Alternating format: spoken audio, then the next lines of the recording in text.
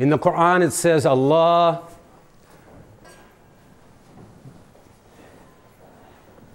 sends the water, the rain from the heaven, and brings the dead earth to life.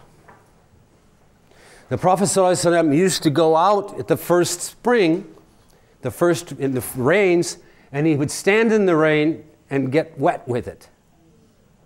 And say, Subhanallah, this is rahmah from Allah. I recommend that.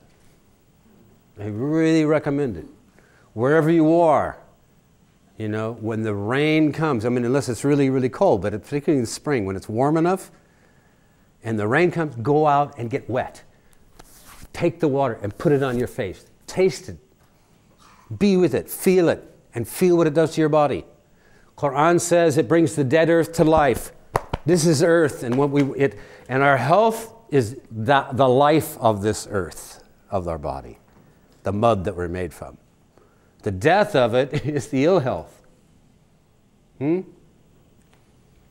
Health of the body is bringing the stuff to life. And all the things that bring it to life are the things that give us most health. That's why what I'm talking about yesterday, the food that comes from mom, the food that comes from eating together with love and joy and excitement and inspiration, good feelings, that's life, you know. Rotis, you know the tanur, you know that bread? That bread is beautiful, live, nourishing bread because it's, boom, there's heat, you reach in there with the hooks and you bring them out and it's like almost alive in itself. You almost expect those things when they come out to get up and sort of run down the street on their own, right?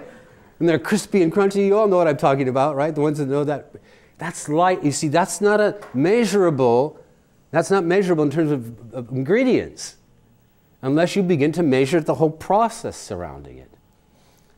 So remember, these are the imponderable pieces that bring vitality and life to ourselves, but we must not underestimate them. We must give them their due and see what it is. In Morocco, we used to go and sit at the top edge of the Sahara. They used to go and they'd sit under the blankets of the almond trees, and we'd sit and eat almonds and drink mint tea and sing qasaid, sing these beautiful poems, and they'd get the dried figs. And they would take the dried figs, and someone would sit there and they'd take rocks and they'd pound these dried figs. And they would start out like all hard and, you know, like tough and dry and no flavor. And this guy would pound them, someone would pound them until they became like syrup. They'd become like jam, and they'd become almost like fresh figs again. But he'd bring some kind of energy into them, and, you know, by pounding them and like folding them and pounding and folding, and then he'd serve it like on a plate and send it out, and we'd have like the almonds and the mint tea, and absolutely like divine.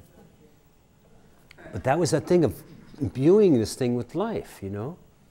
So the same thing with food, like the roti, you know, like it rises from the heat, and then you know how it's cooked very quickly. Anybody that doesn't know what I'm talking about, that bread?